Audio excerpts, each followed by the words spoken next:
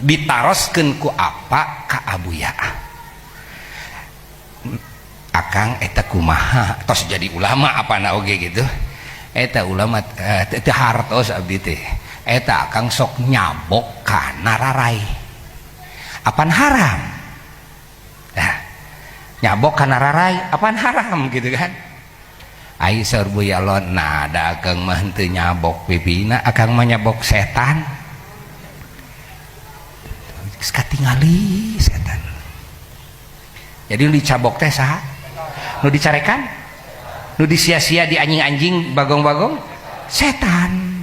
Tuh, da kieu atuh kana setan aku mah. Malihan Abuya Lon kantos ka apa nyuhunkeun doa cenah. Doakeun ha akang rangeng ceuli kabeh kadenge. Nu muji, nu moyok si A si B kabeh kadenge. Kabeh katingali atuh jeung kadenge. Ngomongkeun nu kitu kabeh katingali rangeng doakeun saudara teh kitu. Saudara Abuya Lon ka apa? Masya Allah, apa ngadongengkeun kitu. Ieu keistimewaan Abuya. Jadi Abuya mah neungeul budak, neungeul kolot sarua.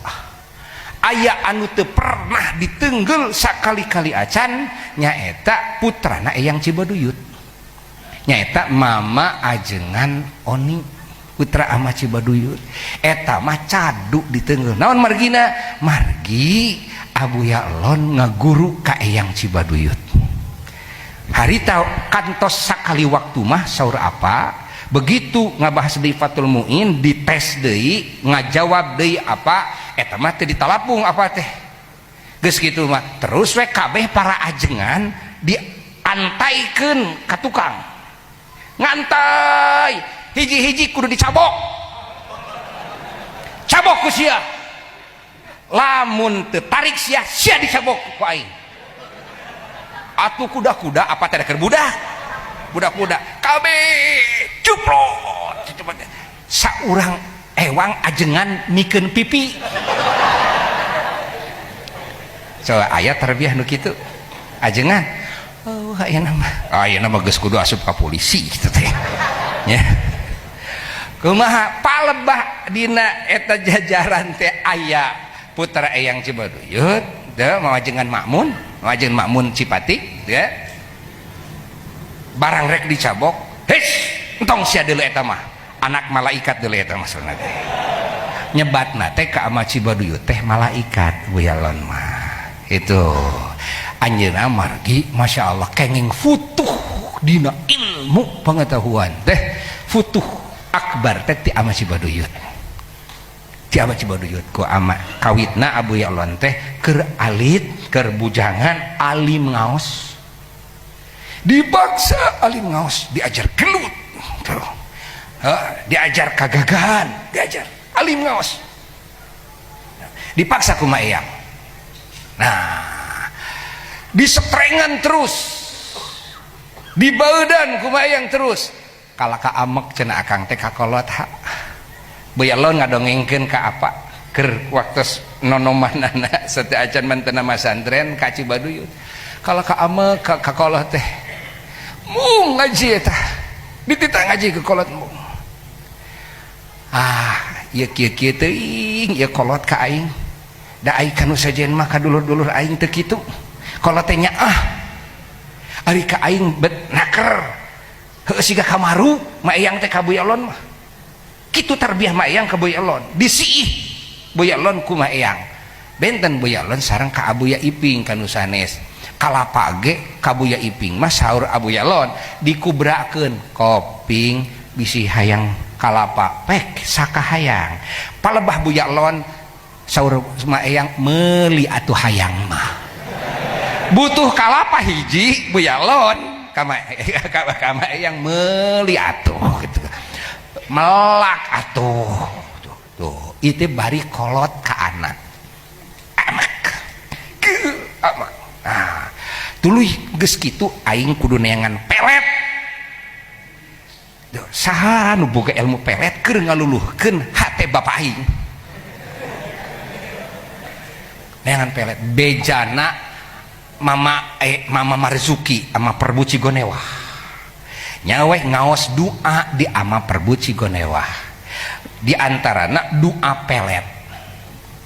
menang 40 poe kali 3 di tapaan geus kitu dicoba teh cenah kana anak hayam kumupu. Apal kumupu nu leutik keneh dicoba saur ama perbu Abu Yalon ngadongengkeun ka apa saur ama perbu teh ditengeul euy teh tepak cepret tepak teh hancur harita keneh heuh atuh da cabok Bu Yalon ayeuna hayam anu mupu piraku teu mejrel tuluy tengeul deui kadua kali begitu tengeul kadua kali hirup deui biasa deui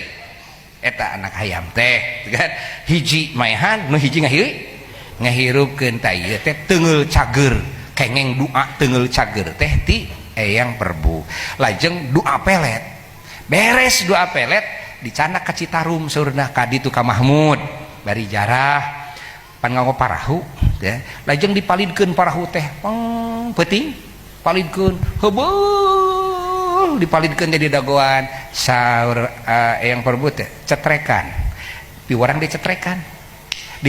teh nyerepot eta parahu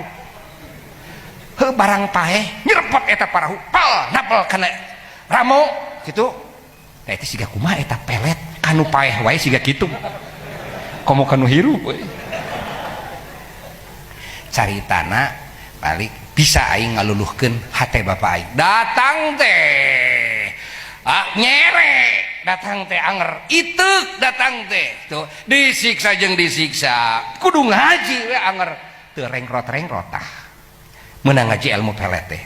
bejana aya di ujung kulon nu jago ilmu pelet ini akang teh ka gunung ka ditu ka ujung kulon panggih jeung ulama nyaeta salah sawiosna guru Mah Mansur gitu eta teh tuh beres ngalap uji coba na eta ilmu pelet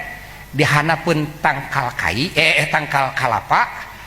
ngalah kalapa dicetrekan ti handap cetrekan melenung tah kalapa teh ceuk guruna pangalahkeun kalapa tapi ulah ngeser ti dinya dicetrekan eta siga jadi leuleus kitu tah